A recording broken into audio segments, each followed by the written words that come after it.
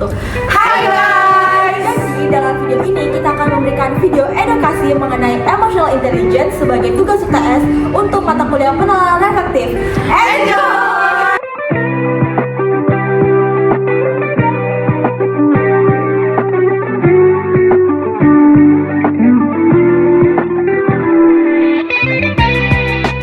Collaboration and cooperation. Dalam dunia kerja, kolaborasi dan kerjasama sangat penting agar sebuah tim dapat bekerja secara efektif untuk mencapai tujuan bersama.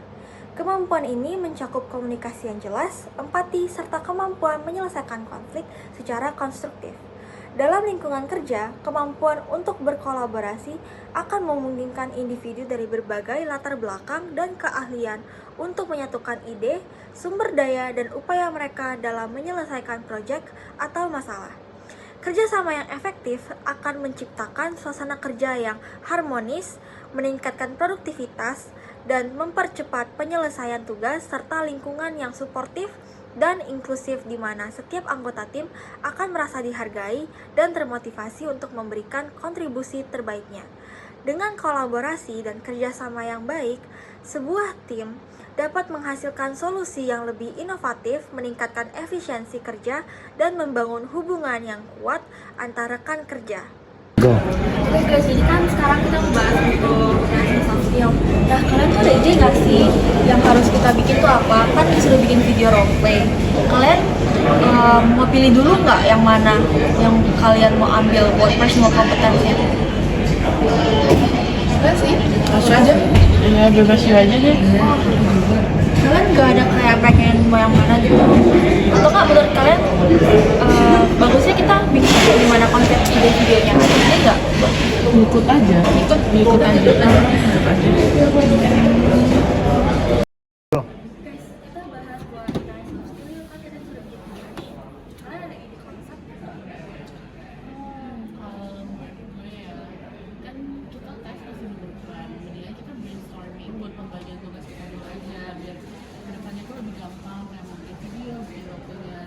Setuju sih. Sekarang saya akan menjelaskan yang kedua, yaitu self-management. Kelompok kami memilih yang adaptability. Adaptability adalah kemampuan untuk menyesuaikan diri dengan perubahan dan tantangan dalam lingkungan kerja. Dalam dunia profesional, individu yang memiliki adaptability dapat menghadapi perubahan kebijakan, teknologi baru, atau dinamika tim dengan sikap terbuka dan fleksibel. Misalnya, seorang karyawan yang awalnya terbiasa bekerja secara konvensional harus cepat beradaptasi dengan sistem kerja berbasis digital agar tetap produktif. Kemampuan ini juga mencerminkan ketahanan emosional, di mana seseorang tetap tenang dan mampu mengambil keputusan yang tepat meskipun berada dalam situasi yang tidak terduga. Adaptability membantu individu berkembang dan sukses di lingkungan kerja yang terus berubah.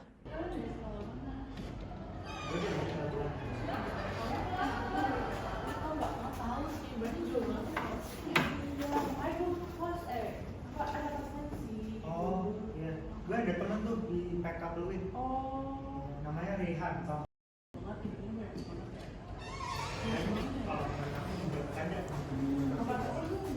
Ya sama-sama gue.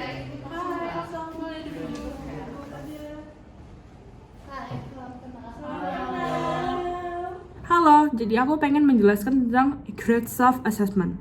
Accurate self-assessment itu adalah sifat kesadaran manusia akan sifatnya yang mana sih sifatnya lebih, mana sifatnya kurang. Nah, ketika manusia mempunyai kesadaran ini, maka mereka akan lebih mudah untuk mengelola ekspektasi yang mereka punya dan otomatis tujuan yang mereka ingin capai lebih mudah untuk tertuju. 2N tambah 4 bagi 6. Ada yang tahu jawabannya apa? Ikanti. Kamu tahu nggak jawabannya apa? Gak tahu. Kita udah belajar ini selama 2 minggu. Kok bisa nggak tahu?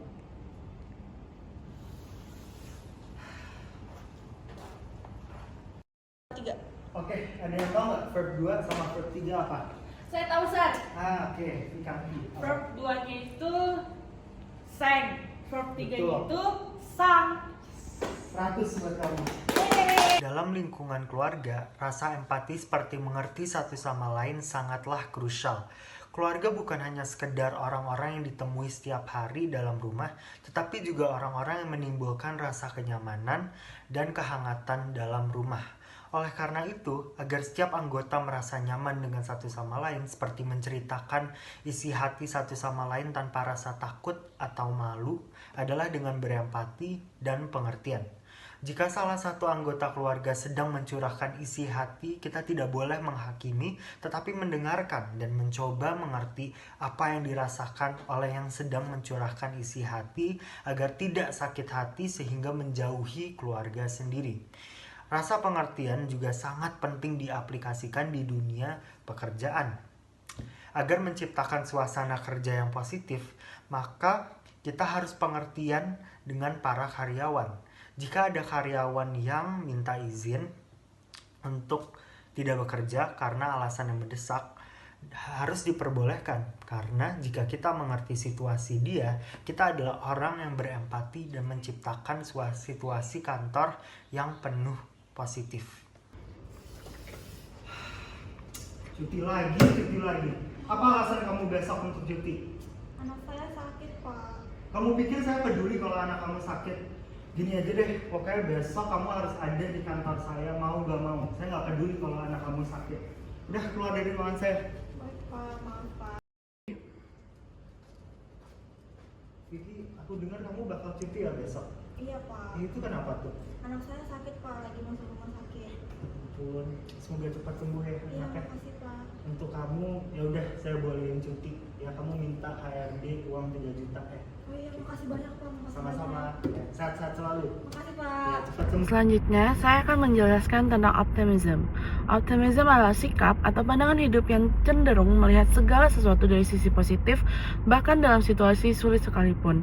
Orang yang optimis percaya bahwa hasil yang baik atau solusi untuk masalah akan muncul di masa depan meskipun menghadapi tantangan atau kegagalan sementara. Optimism mendorong seseorang untuk tetap berusaha, percaya pada potensi diri sendiri, dan merasa yakin bahwa kesulitan akan teratasi dengan waktu dan usaha. Kok nilai aku jelek banget ya? Tapi ya udahlah, ya nggak sih? Ada yang peduli juga, nilainya jelek, ujiannya nggak lulus, nggak ada yang peduli juga, ya udahlah ya.